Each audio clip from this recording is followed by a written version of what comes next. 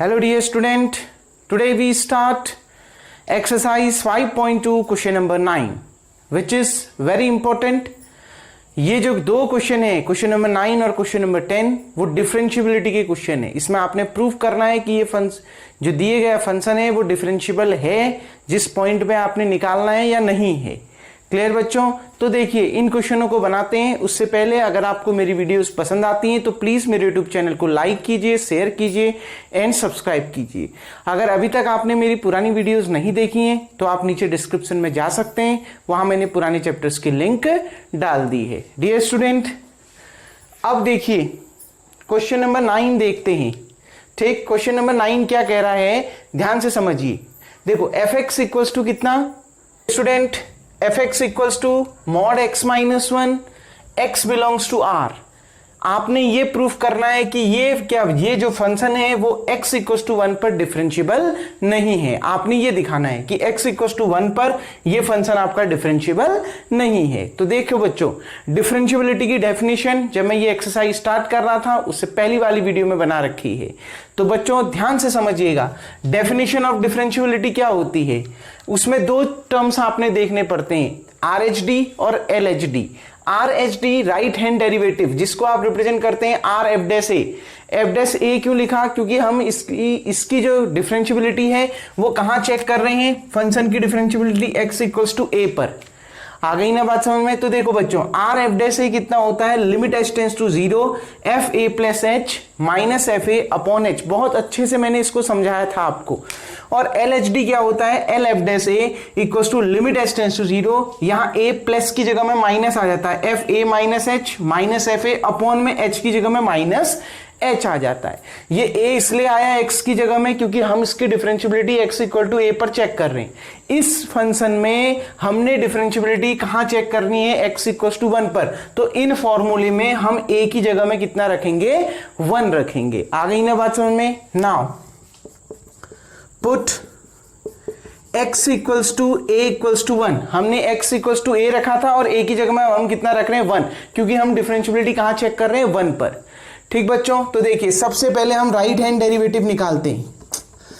R F dash A, R F dash A equals to limit h tends to 0.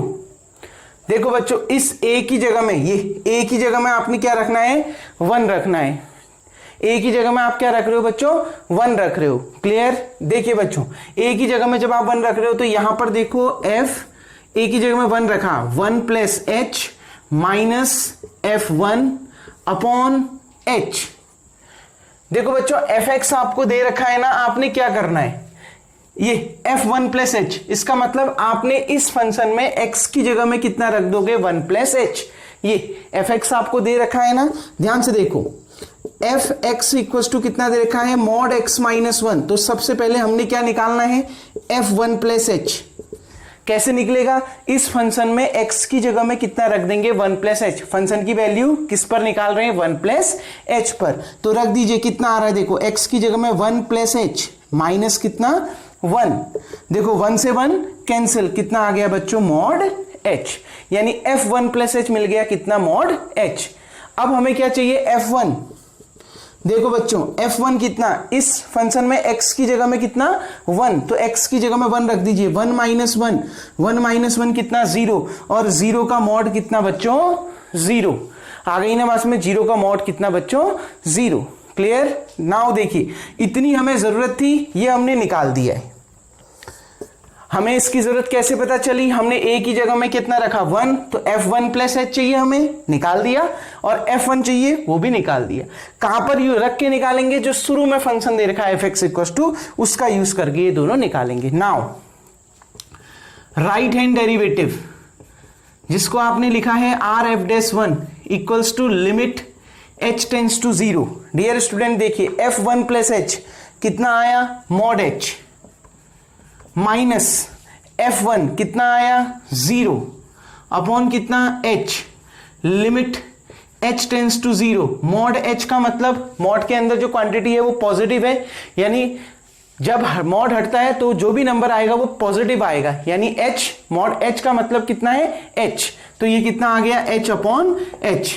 Clear बच्चों, h से h cancel, तो value कितनी आ गई 1। देखो h tends to 0 का कोई फर्क नहीं पड़ेगा, क्यों? क्योंकि h से h कैंसिल होके कितना आ गया 1। अब ये 1 क्या h पे डिपेंड कर रहा है? नहीं, तो लिमिट h टेंड्स टू 0 1 लिखो, चाहे डायरेक्ट 1 लिखो, वही इसका आंसर रहेगा, क्योंकि ये 1 कांस्टेंट है, वो h पे डिपेंड नहीं कर रहा है। कैसे आया? h से h कैंसिल होके आया, तो RHD निकल गया ना बच्चों, राइट हैंड डेरिवेटिव निकल गया। नाउ अब ऐसे ही क्या निकालेंगे? Left hand derivative. Left hand derivative जिसको हम रिप्रेजेंट करते हैं एल एफ डैश 1 से। 1 क्यों? क्योंकि मैं x की जगह में क्या रख रहा हूं? a, और a की वैल्यू हमने कितनी ले रखी है 1, क्योंकि हम डिफरेंशियबिलिटी किस पे चेक कर रहे हैं? 1 पर चेक कर रहे हैं। इस पर देखिए बच्चों, आप a की जगह में 1 रख दो, लिमिट h टेंड्स टू 0, ठीक, f a माइनस एच था, a माइनस एच की जगह में 1 माइनस एच आ गया, माइनस कितना f 1 अपॉन कितना बच्चों? Minus h। यही डेफिनेशन है। अब देखिए, हमें जरूरत है किसकी? f1 माइनस एच की, क्योंकि f1 तो मुझे मालूम है कितना 0, लेकिन मुझे f1 माइनस एच मालूम नहीं, 1 प्लस एच मालूम था, 1 माइनस एच मालूम नहीं, तो फिर से इसी का यूज करो। देखो इस वाले फंक्शन में x की जगह में क्या रखोगे? 1 माइनस एच, तो रख दीजिए x की जगह में 1 माइनस एच, माइनस कितना 1। देखो बच्चों 1 से 1 कैंसिल, कितना आ गया? Mod minus h। आ गई ना बात समझ बच्चों? देखिए फिर नाउ जो आपका एल एफ डैश 1 आएगा, यानी left hand derivative, clear, left hand derivative at x equals to 1 कितना आएगा आपका? ये देखिए limit h tends to 0, f1 minus h की वैल्यू कितनी आई? Mod minus h। f1 की वैल्यू कितनी थी? 0 अपॉन माइनस h। बच्चों हमको पता है नेगेटिव नंबर का मॉड भी क्या होता है? पॉजिटिव, यानी मॉड ऑफ माइनस h कितना हो जाएगा? प्लस h, क्लियर, अपॉन में कितना? माइनस h, कैंसिल होके कितना आ गया? माइनस 1, h से h कैंसिल, माइनस ऐसे ही है, तो कितना आएगा? माइनस 1। अब ये माइनस 1 क्या h पे डिपेंड कर रहा है? नहीं, तो लिमिट का कोई उसमें फर्क नहीं पड़ेगा, h से h कैंसिल हो गया, कितना आ गया? माइनस 1। बच्चों देखिए राइट हैंड डेरिवेटिव कितना आया? 1, लेफ्ट हैंड डेरिवेटिव कितना आया? माइनस 1। क्या ये दो इक्वल आ रहे हैं? यहां पर ऊपर लिख देता हूं, that implies that R H D does not equals to L H D.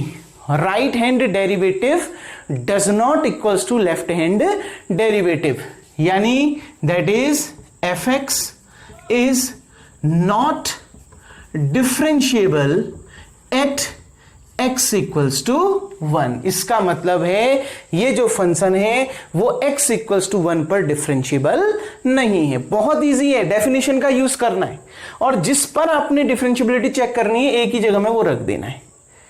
Clear बच्चों? जो आपने निकालना है f1 प्लस h और f1, वो किसका यूज करके निकालोगे? जो फंक्शन आपको दे रखा है, एक बार x की जगह में 1 प्लस h रख दोगे, एक बार x की जगह में 1 रख दोगे, और यहां पर एक बार x की जगह में 1 माइनस h रख दोगे।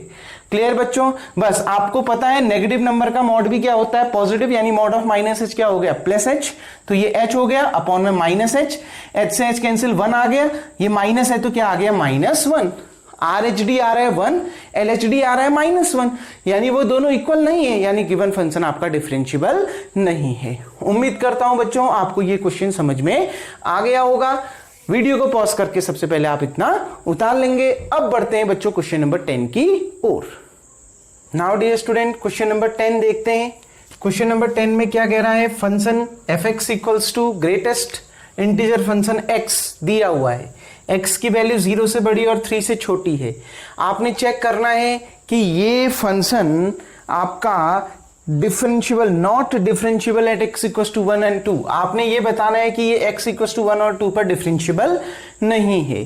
क्लियर बच्चों? देखिए ग्रेटेस्ट इंटीजर फंक्शन की डेफिनेशन आपने पढ़ी थी, मैंने आपको समझाया था ये जो ग्रेटेस्ट इंटीजर फंक्शन है, जब x की वैल्यू 0 के बराबर या उससे बड़ी और 1 से छोटी होगी तब हमेशा एक जो इस ग्रेटेस्ट इंटीजर फंक्शन की वैल्यू आएगी वो 0 आएगी। बताया था ना, बहुत अच्छे से बताया था। ठीक बच्चों, कंटिन्यूटी वाले चैप्टर में जब मैं ये क्वेश्चन को बता रहा था, ठीक, इस क्वेश्चन को मैंने डिटेल में बताया था। कहने का मतलब है जब 0.9 हो, 0.8 हो, ठीक, इन सब इस ग्रेटेस्ट इंटीजर फंक्शन की वैल्यू कितनी होगी, 0 होगी। क्लियर बच्चों, जब x की वैल्यू 1 के बराबर या 1 से बड़ी और 2 से छोटी होगी तो ग्रेटेस्ट इंटीजर फंक्शन की वैल्यू क्या आएगी, 1 आएगी।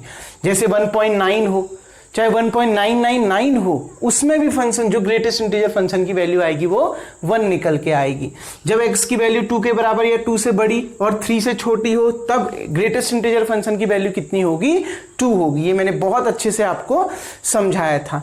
देखिए बच्चों, हमने इसकी डिफरेंशिएबिलिटी चेक करनी है x = 1 और 2 पर। 1 पर मैं बताऊंगा, 2 पर आप चेक करेंगे। ठीक हो गया ना बच्चों।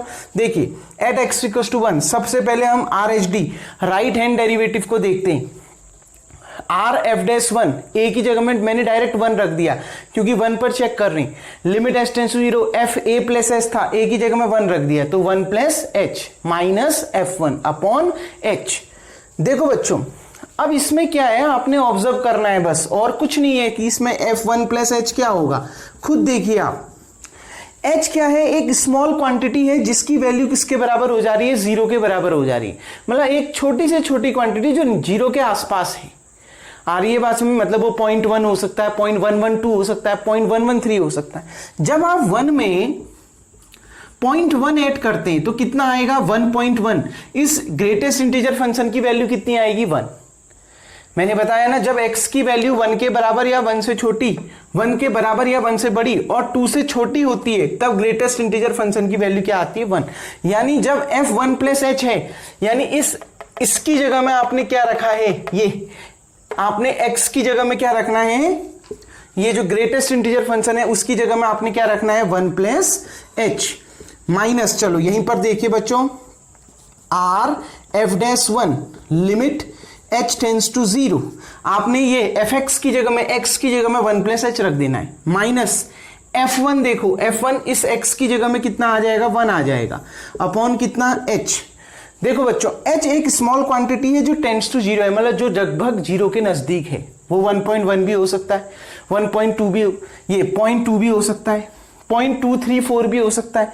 आप इसमें कुछ भी ऐसा क्वांटिटी, स्मॉल क्वांटिटी जोड़ें जो 0 के नजदीक हो तो इसकी वैल्यू जैसे 1.234 आया, ठीक। इस ग्रेटेस्ट इंटीजर फंक्शन की वैल्यू कितनी आएगी, 1। यहीं पर बता रखा है ना, जब x की वैल्यू 1 के बराबर या उससे बड़ी और 2 से छोटी है तब जो ग्रेटेस्ट इंटीजर फंक्शन की वैल्यू आ रही है वो 1 आ रही है। तो ये देखो, ये जो वैल्यू है 1 + h, ये 1 से तो बड़ी आएगी ना, प्लस दिख रहा है, 1 से तो बड़ी आएगी, लेकिन 2 से क्या आएगी, छोटी। क्यों, क्योंकि h की वैल्यू लगभग किसके बराबर है, 0 के बराबर, नियरेस्ट टू 0। तो जो भी वैल्यू आएगी वो 1 से तो बड़ी आएगी लेकिन 2 से छोटी आएगी। तो इस केस में जब x की वैल्यू 1 के बराबर या 1 से बड़ी और 2 से छोटी है तो इस ग्रेटेस्ट इंटीजर फंक्शन की वैल्यू कितनी है, 1। तो इसकी वैल्यू कितनी आ गई, 1।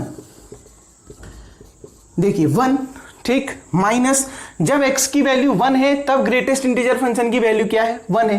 तो जब ये ग्रेटेस्ट इंटीजर फंक्शन 1 की वैल्यू क्या रहेगी, 1 ही रहेगी। साफ साफ दिख रहा है ना, डेफिनेशन में लिखा है 1 - 1/h। 1 - 1 कितना बच्चों, 0। 0 को किसी भी नंबर से डिवाइड करो 0 आएगा, लिमिट रखने की जरूरत नहीं है। ये देखो, limit h tends to 0, 0/h, 0/h कितना आएगा, 0। क्योंकि मैंने कहा है लिमिट तब रखना जब आप उसको सिंपल फॉर्म में लिख लें। पहले आप उसको क्या फॉर्म में लिखेंगे, सिंपल फॉर्म में लिखेंगे। आपने सिंपल फॉर्म में लिख दिया, 0/h क्या होता है, 0।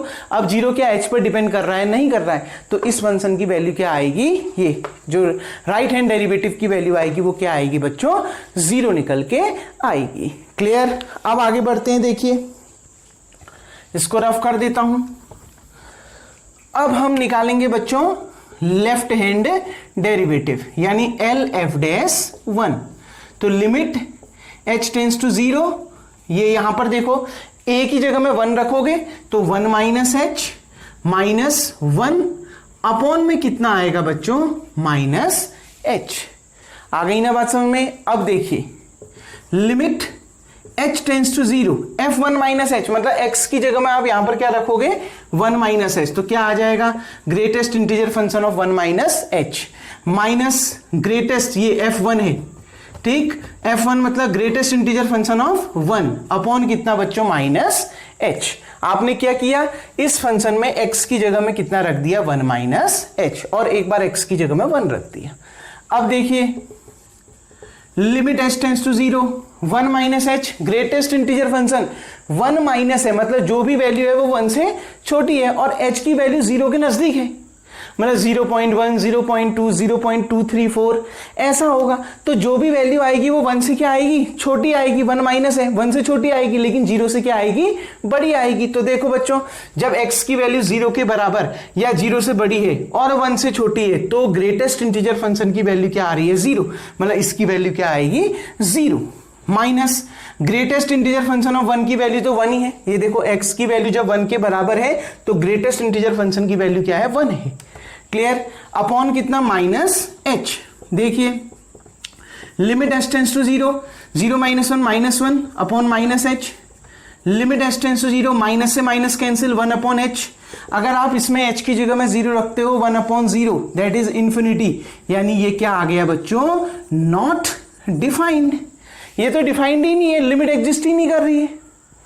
आ गई ना बस में, तो जाहिर सी बात है ये फंक्शन आपका x इक्वल टू 1 पर क्या है, डिफरेंशिएबल नहीं है। और इसमें देख भी रहे हैं आप, राइट हैंड लिमिट कितनी आ रही है, 0, जबकि लेफ्ट हैंड लिमिट कितनी आ रही है, इंफिनिटी, डिफाइंड ही नहीं हो रही है। मतलब R H D does not equals to L H D, यानी क्या लिख दोगे बच्चों, the given function is not differentiable at x equals to 1।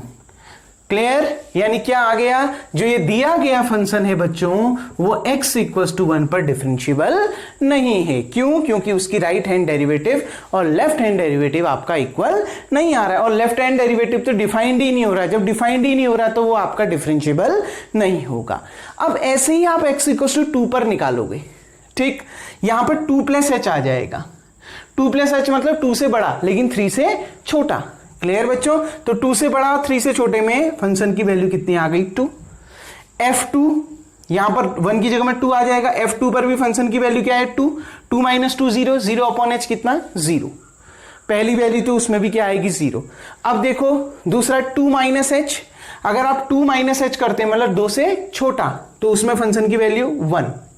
Clear बच्चों, माइनस f2 कितना है, 2, 1 माइनस 2 कितना आ गया, -1, -1 अपॉन माइनस h, यानी 1 अपॉन h, उसमें भी h की जगह में 0 रखोगे, इंफिनिटी आएगा, यानी नॉट डिफाइंड। तो वो फंक्शन भी आपका क्या आ गया, यही फंक्शन x इक्वल टू 2 पर भी क्या आ जाएगा, नॉट डिफरेंशिएबल। ये कहां से आया, ये मैंने आपको कंटिन्यूटी वाले चैप्टर में बहुत डिटेल में समझाया था बच्चों। क्लियर, आ गई ना बात समझ में, उम्मीद करता हूं ये क्वेश्चन आपको समझ में आ गया होगा। वीडियो को पॉज करके आप इतना उतार लें, x इक्वल टू 2 पर आप इसकी डिफरेंशिएबिलिटी चेक कर लेंगे। अब जो अगला टॉपिक है बच्चों वो नेक्स्ट वीडियो में देखेंगे, तब तक के लिए थैंक यू।